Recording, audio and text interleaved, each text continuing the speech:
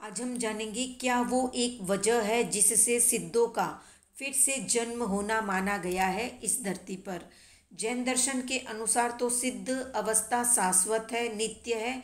वे फिर कभी इस लोक में नहीं आते क्योंकि लोक में आने के मूलभूत कारण कर्म को वे नष्ट कर चुके हैं। पर अन्य दर्शन ये मानते हैं कि सिद्ध धरती पर फिर से जन्म लेते हैं। तो जानते हैं कैसे, किस रूप में सिद्ध धरती पर आते हैं। प्रश्न होता है, जो आत्मा एक बार कर्म फल से सर्वथा रहित हो चुकी है, सिद्ध बुद्ध मुक्त निष्पाप हो चुकी है, वो पुनः अशुद्ध कर्मफल युक्त और पाप युक्त कैसे हो सकती है। जैसे बीज जल जाने पर उससे अंकुर उत्पन्न होना असंभव है, वैसे ही कर्म बीज के जल जाने पर फिर संसार रूपी या जन्म मरण युक्त अंकुर का फूटना असंभव है। गीता में इसी तथ्य का समर्थन अनेक बार किया गया है। जितनी भी अध्यात्म साधनाएं की जाती है उन सब का उद्देश्य पाप से, कर्म बंध से, राग द्वेष कषाय आदि विकारों से सर्वथा मुक्त, शुद्ध और निष्पाप होना है। कौन ऐसा साधक होगा जो शुद्ध बुद्ध मुक्त होने के बाद पुनः अशुद्धि और राग द्वेष की गंदगी में आत्मा को डालना चाहेगा। अगर ऐसा हुआ तब तो सारे किए किराए पर पानी फिर जाएगा। इतनी की हुई साधना मिट्टी में मिल जाएगी। परंतु त्रैराशिक मतवादी इन सब युक्तियों की परवाह न करके मुक्त और शुद्ध आत्मा के पुनः प्रकट होने या पुनः कर्म रज से मलिन होकर कर्म बंध में पकड़ने के दो मुख्य कारण बताते हैं। मुक्त आत्मा को अपने शासन की पूजा और पर शासन का अनादर देखकर प्रमाद उत्पन्न होता है और स्वशासन का पराभव और पर शासन का अभ्युदय देखकर द्वेष होता है। इस प्रकार वो शुद्ध आत्मा राग द्वेष से लिप्त हो जाती है। राग द्वेष ही कर्म बंध के कारण है। इस कारण पुनः अशुद्ध आत्मा स अपराध हो जाती है। वो आत्मा कैसे पुनः मलिन हो जाती है, इसके लिए एक दृष्टांत देकर उसे समझाने का प्रयत्न किया गया है कि जैसे मटमैले पानी को निर्मली या फिटकरी आदि से स्वच्छ करके निर्मल बना लिया जाता है, किंतु वही निर्मल पानी आंधी तूफान आदि के द्वारा उड़ाई गई रेत, मिट्टी, कचरा आदि के कारण पुनः मलिन हो जाता है। वैसे ही कोई जीव मनुष्य जन्म पाकर राग द्वेष से, कषाय आदि से या कर्मों से मलिन बनी हुई अपनी आत्मा को मुनि बनकर संयम नियम आदि की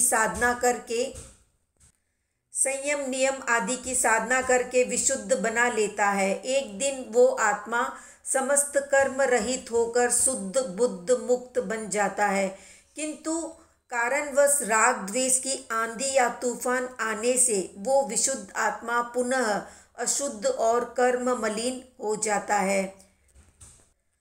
आत्मा मोक्ष प्राप्त या मुक्त होकर भी क्रीड़ा और प्रदोष के कारण रज यानी कर्म लिप्त होने से संसार में अवतरित होता है या जन्म लेता है।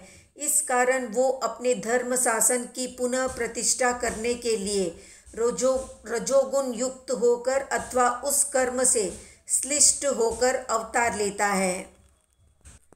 इसी प्रकार की मान्यता बौद्ध धर्म के एक संप्रदाय की और कई अन्य धर्म संप्रदायों की भी है। उनका कथन है कि बुद्ध आदि धर्म तीर्थ के प्रवर्तक ज्ञानी तीर्थकर्ता अवतार परम पद यानी मोक्ष अवस्था को प्राप्त करके भी जब अपने धर्म या धर्म संघ का तिरस्कार या अप्रतिष्ठा या अवनति देखते हैं तो उसका उद्धार करने के लिए पुनः संसार में आते हैं और अवतार लेते हैं। धर्म का ह्रास और अधर्म का अभ्युत्थान प्रतिष्ठा होता देखकर मुक्त आत्मा के अवतरित होने की मान्यता वैदिक परंपरा में प्रसिद्ध है और गीता आदि ग्रंथों में अवतारवाद का स्पष्ट वर्णन है। जब जब संसार में धर्म की हानि और अधर्म की वृद्धि या उन्नति होने लगती है तब तब मैं यानी मुक्त आत्मा ही अपने रूप को रचता हूँ, प्रकट करता हूँ। साधु पुरुषों की रक्षा और दूषित कर्म करने वालों का नाश करने के लिए मैं युग युग में जन्म या अवतार लेता हूँ, इसलिए इसे अवतारवाद या पुनरागमनवाद भी कहा जा सकता है। शुद्ध आत्मा के पुनः अशुद्ध और कर्मफल होने के दो कारण क्रीड़ा और प्रदेश बताए गए हैं। क्रीड़ा का अर्थ जो भक्तिवादी संप्रदायों में प्रचलित है वो है लीला। ऐसा कहा जाता है कि भगवान अपनी लीला दिखाने के लिए अवतरित होते हैं अथवा सज्जनों की रक्षा और दुर्जनों के संहार के रूप में अपनी लीला करते हैं। ऐसी लीला के समय जब वे दुष्टों का नाश करते हैं तब अपने भक्त की रक्षा के लिए हर संभव प्रयत्न करते हैं। ऐसा करने में उनमें राग द्वेष का होना स्वाभाविक है। तो इन भ्रांत मान्यताओं के कारण राग द्वेष मुक्त और कर्म बीज रहित मुक्त जीवों का पुनः राग द्वेष में प्रेरित होकर कर्म लिप्त बनना कार्य कारण भाव के सिद्धांत के विरुद्ध है। जब मुक्त जीवों के जन्म मरण रूप संसार के कर्म बीज ही जल गए हैं तब वे कर्म के बिना कैसे राग द्वेष से लिपटेंगे और संसार में अवतरित होंगे।